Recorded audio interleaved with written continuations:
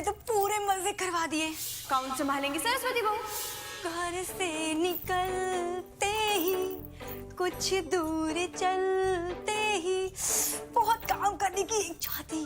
अरे सरू दिखा दे अपने टैलेंट। झोलाराम यूनिवर्सिटी का टैलेंट। 2 का 4, 4 का 24 कैसे करना है। पर मैं पहनूं क्या? ये नहीं। आप ना बाद में फाइनल करना, पहले मेरा बता। अच्छी लग रही हूँ ना मैं? देख। ओहो हो, क्या लग रही हो लक्ष्मी जी। 440 वॉट की बिजली की तार लग रही हो आप। तू सही कह रही है? हाँ हाँ बिल्कुल सही कह रही हो। जेठ जी को बोलना कि बिना जूतों और गीले हाथों से आपको ना छुए, वरना कहीं करंट वरेंट लग गया तो मेरी कोई जिम्मेदारी नहीं है। हाँ हाँ। Thank you. अरे ये कान क्यों सुने आपके? क्या हुआ? कहाँ है कान की? वो क्या है ना कि मुझे कुछ मैचिंग का मिल ही नहीं रहा। अब देखना, इतने दिन बाद बाहर जा रही हूँ इनके साथ। अब सरू, हाँ? बात कहूँ, मुझे तो बहुत डर लग रहा है। मतलब बात लक्ष्मी जी 1 मिनट रुको आप। ये देखो, ये रहे आपके मैचिंग के। ये लीजिए। और लक्ष्मी जी सुनो मेरी बात, डरने की जरूरत बिल्कुल भी नहीं है, बल्कि हमें जो चाहिए था वो मिल रहा है। आपको वरदान जी के साथ अच्छा रोमांटिक वक्त बिताने को और मुझे फैमिली बिजनेस संभालने को। अरे 1760 पापड़ बेले थे हम लोगों ने इसी दिन के लिए, और मौका भी आज मिला। मौका मिला है तुम्हारी प्यारी सासू माँ गुड्डन की वजह से। बहुत दया आ रही है मुझे तुम दोनों पर। गुड्डन तुम दोनों को अपनी तरफ खींचने के लिए अपनी मनमर्जी का काम करने दे रही है। समझ में नहीं आता, इतनी भोली हो तुम दोनों। अब दुर्गा दी जो है सो है। वैसे गुड्डन सासू माँ ने एक बात सही कही थी, ना ही आपके कोई शौक है और ना ही आपके कोई सपने जिन्हें आपको पूरा करने की इच्छा हो। अब खाली बैठा इंसान करेगा भी क्या? या तो अपने पति से लड़ेगा या किसी से जलेगा। बिल्कुल सही कहा सरू ने।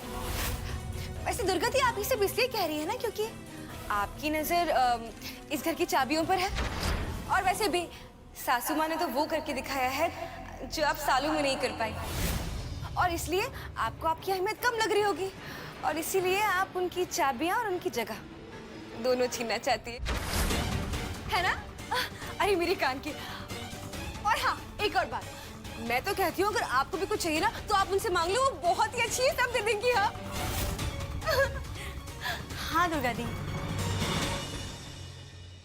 बोलूंगी नहीं, छीनूंगी तुम दोनों से तुम्हारी अकड़ और उस गुड्डन से उसकी चाबियां। उन चाबियों की वजह से ये सब हो रहा है।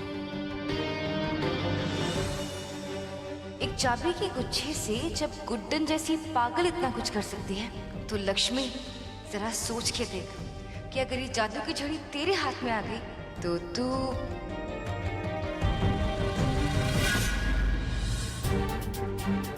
हाय सरू, नजर ना लगे, शक्ल और दिमाग का एकदम सही पैकेज हूँ मैं। वैसे उन चाबियों की असली हकदार तो मुझे होना चाहिए था। अरे कठोर, ये क्या किया तूने? सीधा शेर खान की पोटी में जैकेट, मतलब जैकेट पे पोटी। शेर खान ने देख लिया ना तो जान ले लेगा तुम्हारी और हमारी भी। कठोर, क्या कठोर दाग छोड़ा तेरी पोटी ने। और जगह नहीं मिली तुझे इस कारनामे की।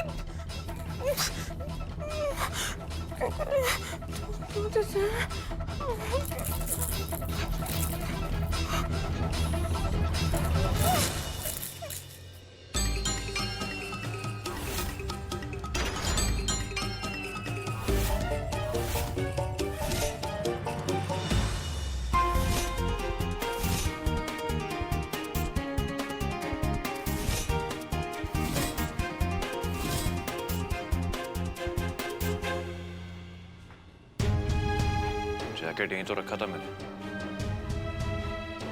कहाँ?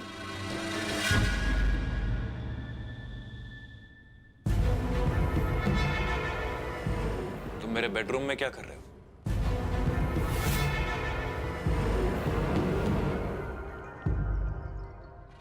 क्या है वहां?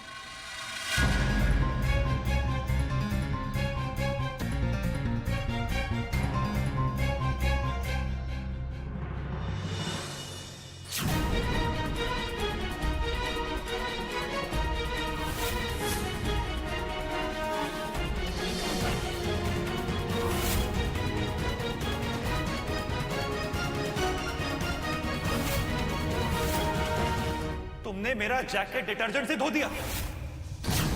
अरे इसको ड्राई क्लीन करते हैं, ये खराब हो जाएगा इसे। तुमको अक्ल है कि नहीं? और तुम मेरी चीजों को हाथ क्यों लगाती हो गुड्डन? अरे अंकल, आप हमारी बात तो सुनिए। देखिए, जब हम कमरे में आए ना तो हमने आते ही देखा कि ये आपके जैकेट पे यहाँ इस साइड पे ना इतना बड़ा दाग बना हुआ था, ऐसे यहाँ पूरे पे। तो हमें लगा कि अब आप ऐसे गंदा दाग लगा जैकेट थोड़ा ना बाहर पहन के जाएंगे, है ना।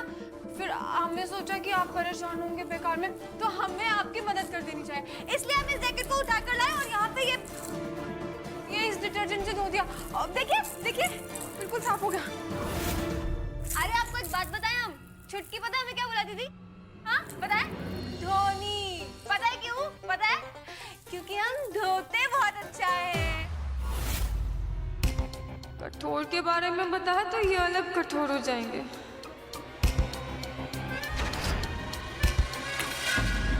हाँ, तुम तो बहुत भोली हो, मासूम हो। सच सच बताओ, ये दाग तुम्हारी वजह से लगा है ना? या फिर तुम्हारे उस कबूतर, वो क्या नाम है उसका, वो कठोर की वजह से लगा है ना ये? नहीं तो मुझे ये बताओ कि एक साफ सुथरी जैकेट कमरे में पड़े पड़े गंदी कैसे हो सकती है? हो सकता है अंकल। नहीं कैसे हो सकती है? हाँ बताते, जब हम जैसे हम कमरे में गए ना।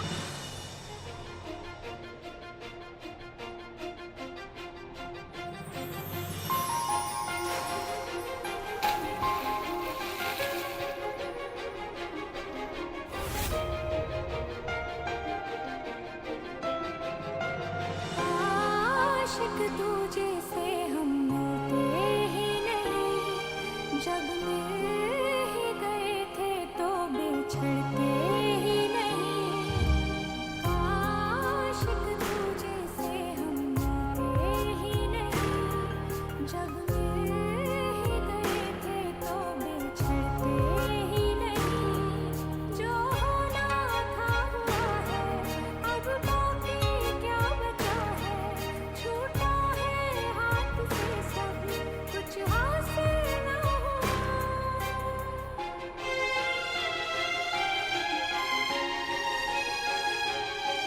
तेरा ज़मीं पे चलना, मेरा हवा सा उड़ना, हाँ नामुमकिन है।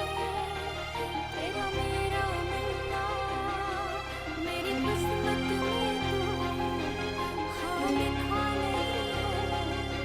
सब जीते हैं देखा, कुछ बचा नहीं है। के धूप से कभी अंधेरा जुड़ नहीं सकता। ये इश्क मुकम्मल अपना अब हो नहीं सकता। अब आप ही बताइए सासू, मैं करता भी तो क्या करता? सीधी ऐसे अचानक छत से कूद गई। तेरी बातों पर मुझे रत्ती भर भी विश्वास नहीं है। पर और ये जो आंसू है ना, ये सब मगरमच्छ के आंसू हैं। और अगर तू सच बोल रहा है ना, तो दे देना तलाक अपनी बीवी को। दिक्कत क्या है? प्यार तो तू उसे वैसे भी नहीं करता था, और अब तो उसकी हालत फर्नीचर जैसी हो गई है, वो भी टूटे फूटे फर्नीचर जैसी। तो फिर इंतजार किस बात का है?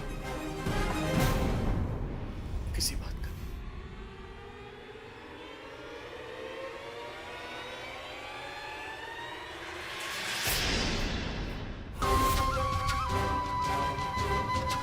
ये लीजिए, अब तो खुश है ना आप?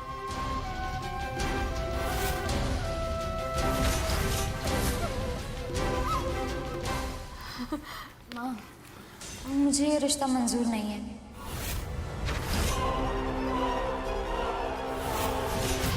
सिद्धि जी की ऐसी हालत है और मैं नहीं चाहती कि हमारा। पागल मत बन छुटकी, तू देख रही है ना पर तुझसे कितना प्यार करता है। हाँ, अरे तेरे लिए तो उसने अपनी बीवी को तलाक तक दे दिया, ये देख। और बेटा, तुझे भी तो बर्फ पसंद है ना? और रही बात उस सिद्धि की, तो वो अपनी मर्जी से कूदी है। उसमें इस बेचारी की क्या गलती? बेटा, बहुत कम लोगों के नसीब में ऐसा प्यार होता है। ऐसे प्यार को ठुकराते नहीं है छुटकी। हाँ? और रेवती जी, मैंने डिवोर्स पेपर्स पर साइन तो कर दिए, पर फिर भी हमें सिद्धि जी के ठीक होने का इंतजार करना पड़ेगा। भले ही मैं उनसे प्यार नहीं करता, पर इंसानियत के नाते मैं उन्हें इस हालत में नहीं देख सकता।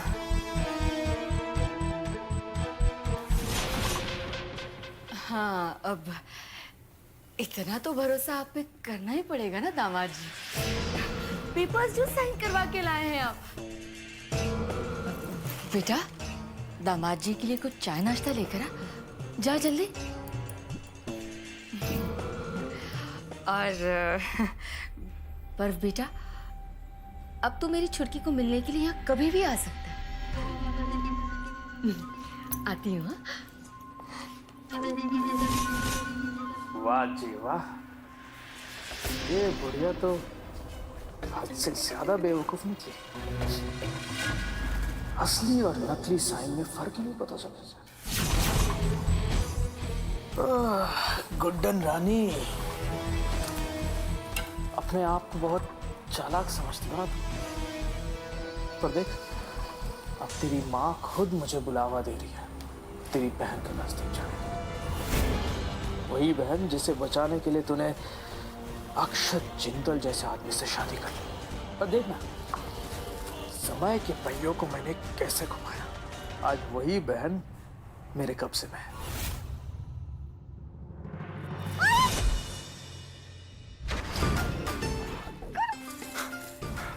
ऐसे कोई गिराता है क्या अंकल? हाँ? कम से कम बेड पे गिरा देते। गीला हो जाता। और तुम ना कोई मुसीबत खड़ी करती रहते हो मेरे लिए। मेरी मीटिंग का टाइम हो रहा है और मुझे अब दोबारा फिर से नहाना पड़ेगा। Shut up.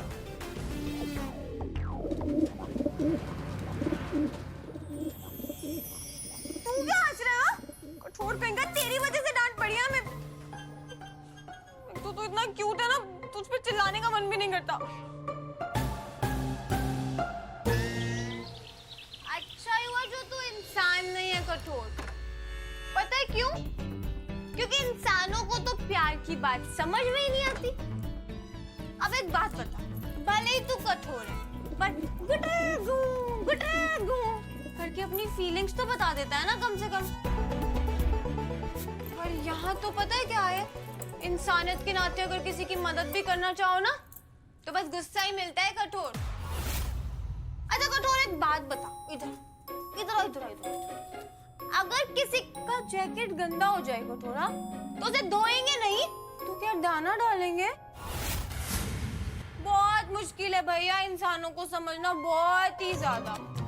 कुछ करो तो दिक्कत, और कुछ ना करो फिर तो उससे भी बड़ी दिक्कत।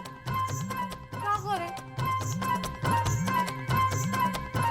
फिर कठोर लोग कहते हैं कि गुड्डन है ना अपनी जिम्मेदारियां अच्छे से नहीं निभा पाती। तू भी देख रहा है ना कि लक्ष्मी जी और वरदान जी कितने खुश हैं। देख, हाय, दादी अपनी पोत बहू को कैसे काम पर भेज रही है, कितनी प्यार से। हमें तो लग रहा है कि ये सब इस घर में ना पहली बार हो रहा होगा कठोर, पहली बार। अब तू देख रहा है ना कठोर, देख यहाँ से पैरों बैठ जाओ। कहना क्या चाहती हो? सीधे सीधे बोलो ना। हम क्या कह रहे हैं? और गुड्डन कुछ नहीं बोलती साहब, मतलब अंकल एजे गुड्डन का काम बोलता है।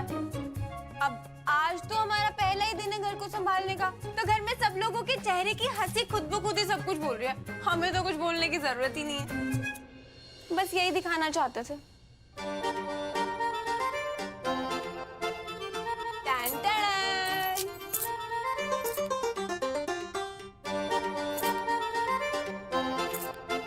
तो आप मान गए ना कि ऐसा कुछ भी नहीं है जो गुड्डन से नहीं हो सकता। आपका घर आपसे बेहतर चला सकते हैं हम। और सिर्फ घर चलाने की बात नहीं होती है, लोगों की खुशी की भी बात होती है। हाँ? ठीक है, तुमने किया है ना ये। हमने ही तो किया है। गुड। अब इस खुशी को मेंटेन करने के लिए तुम्हें जो भी सही लगे तुम करो। बस एक बात का ध्यान रखना, अगर मेरे पास एक भी शिकायत आई। एक मिनट। शिकायत कोई दाना नहीं है जो इतनी आसानी से मिल जाएगी।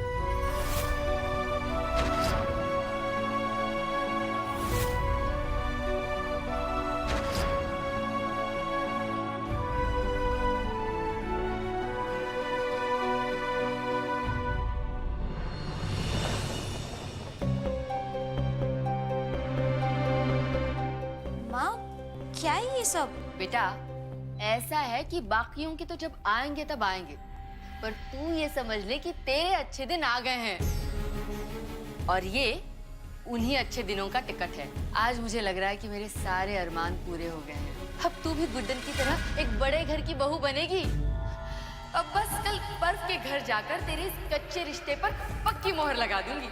हाँ। माँ आप कैसी बातें करते हो कभी कभी? वहाँ सिद्धि जी की ऐसी हालत है और गुड्डन दी को पता चल गया कि आप पर्स जी से। और पापा? तू ना गुड्डन और पापा की चिंता छोड़। अरे पापा को तो भूलने की बीमारी है ना, मैं उनसे कह दूंगी कि उन्होंने ही तो रिश्ता पक्का किया था। और रही बात गुड्डन की तो उसे मैं संभाल लूंगी। तू अब बस वैसा ही कर जैसा मैं कहती हूँ। हाँ?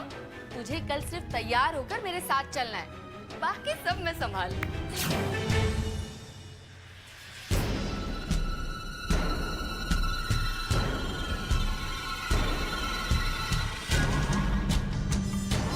अपनी माँ पर थोड़ा तो भरोसा रख। हाँ?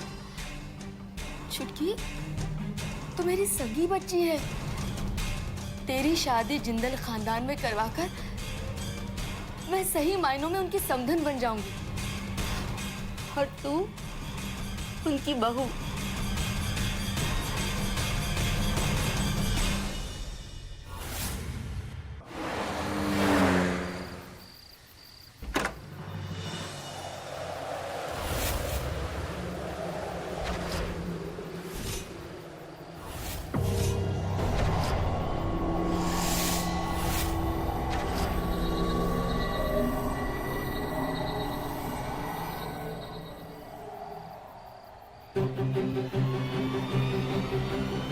गुड्डन!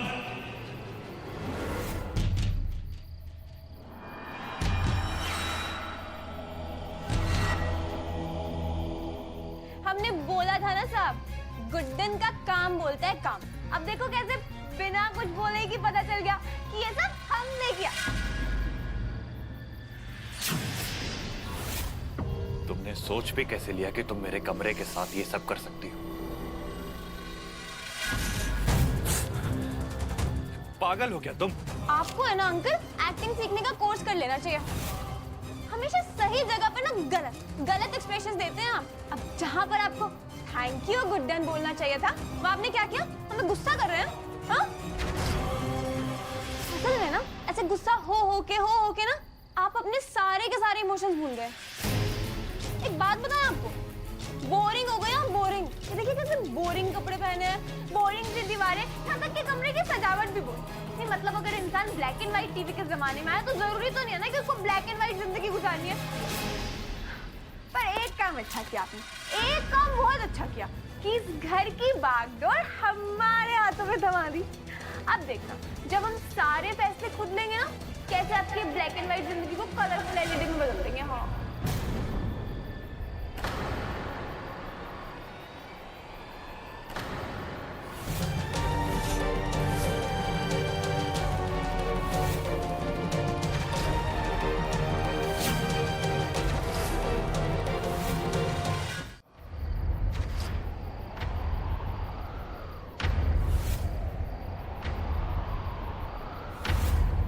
तुम्हें मैंने सिर्फ सास बनने की इजाजत दी है, पत्नी बनने की नहीं।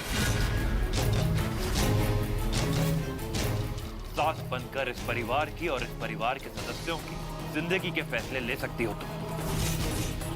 मेरी पत्नी बनकर मेरी जिंदगी के नहीं। जितना कहा जा रहा है तुमसे उतना कर लो, बहुत है। मुझे ये कमरा एग्जैक्टली वैसा चाहिए जैसा ये था, जल्द से जल्द। आया समझ में?